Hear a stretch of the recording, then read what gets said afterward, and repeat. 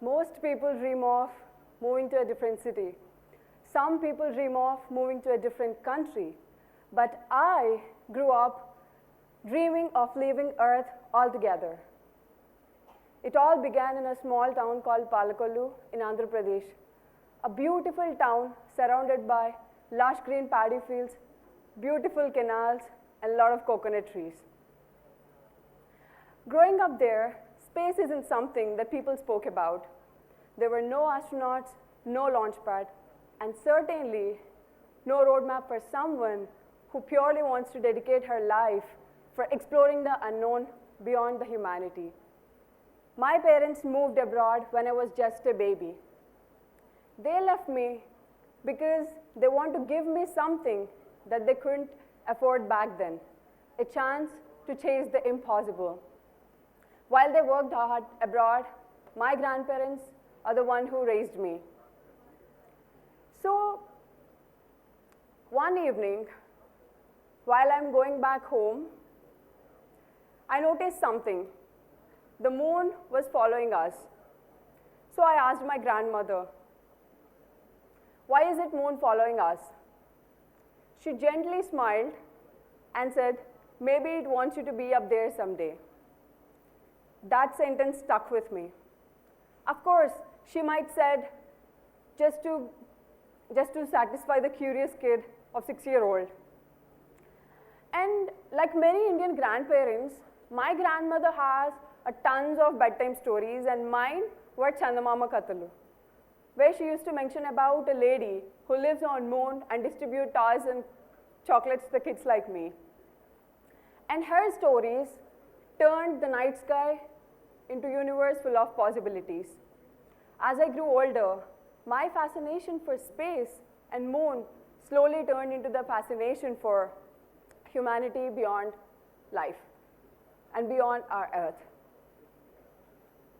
But I realized something, that dreaming isn't the difficult part, but dreaming differently from everyone around you is the difficult part. I'll tell you why.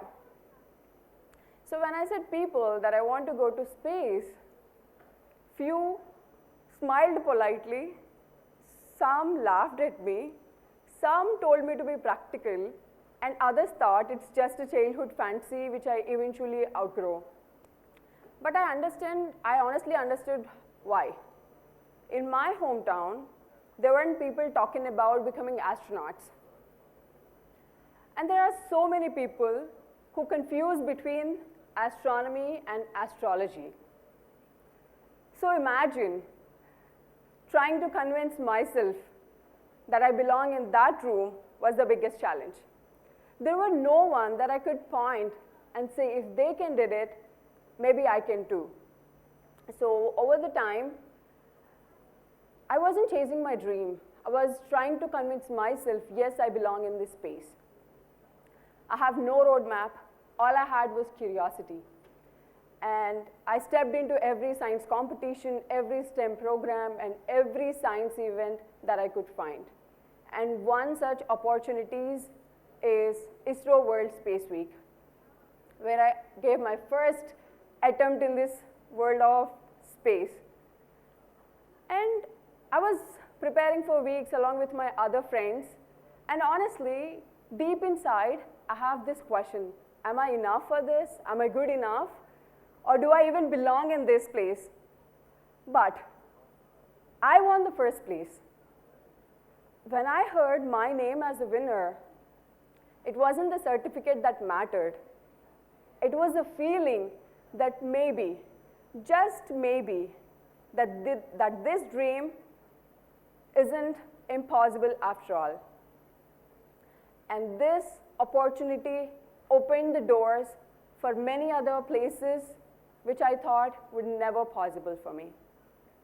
It led me to international astronaut training programs, Mars and lunar analog missions and simulations, pilot training and space research, and somewhere beneath the oceans as well through scuba diving and coral conservation. But the most what mattered the most isn't where they took me, but what they taught me.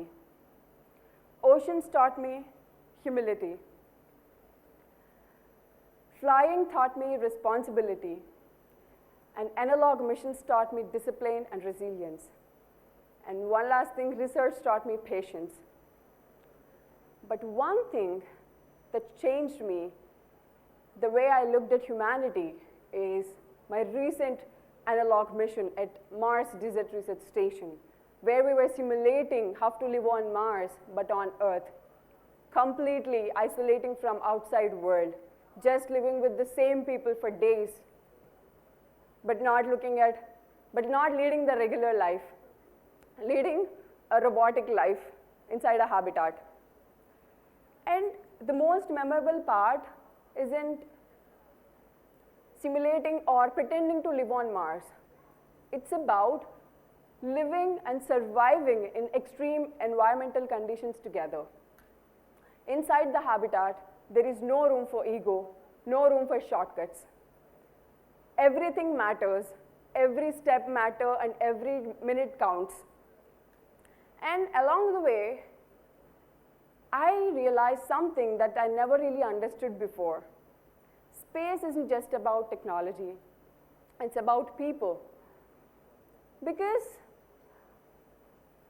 going to space, everyone thinks going to space is all about technology, science, and there is something far beyond that. It's about surviving humans beyond the carbon line. And along the way, I've also realized that we live in a world that only matters, that only thinks about the final steps. We admire astronauts, we applaud launches, we celebrate breakthroughs, but we rarely talk about the years of work that they do behind to make those impossible moments possible. Yet, those unseen years plays the major role where we build the character, skills develop, and slowly the impossible takes the shape and becomes a reality. And that's why I chose to share my journey. If sharing journey could at least help one young person to take their first step, that's a story worth telling.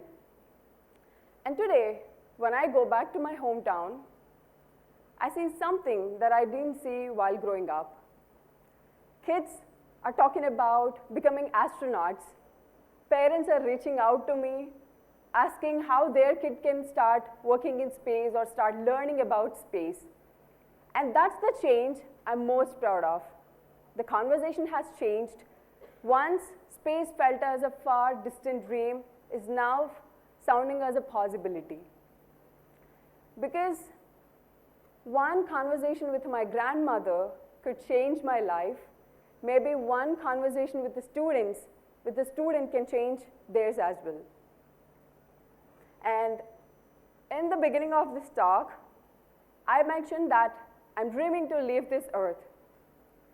It's not because I don't want to live here and leave this beautiful blue ball, but because I believe story of humanity has always been the story of exploration.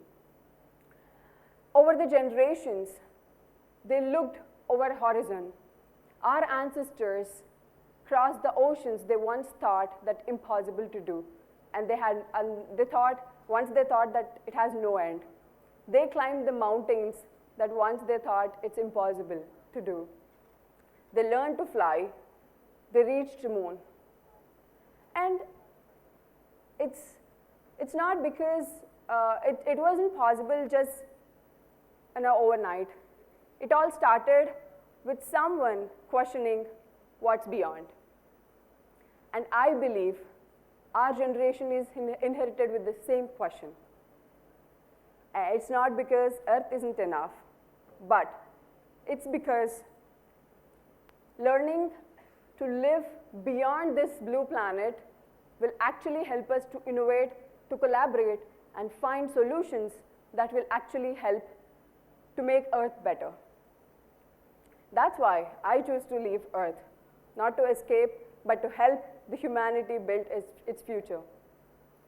And today when I look back at the little girl who is walking through the streets of Palakollu with wonder in her eyes, looking up at the sky, I smile. Because that little girl who once thought the moon was following her is still looking up.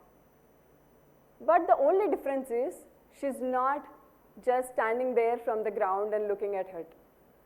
She's actually working and trying to find a place and to find her place among those stars. And thank you so much.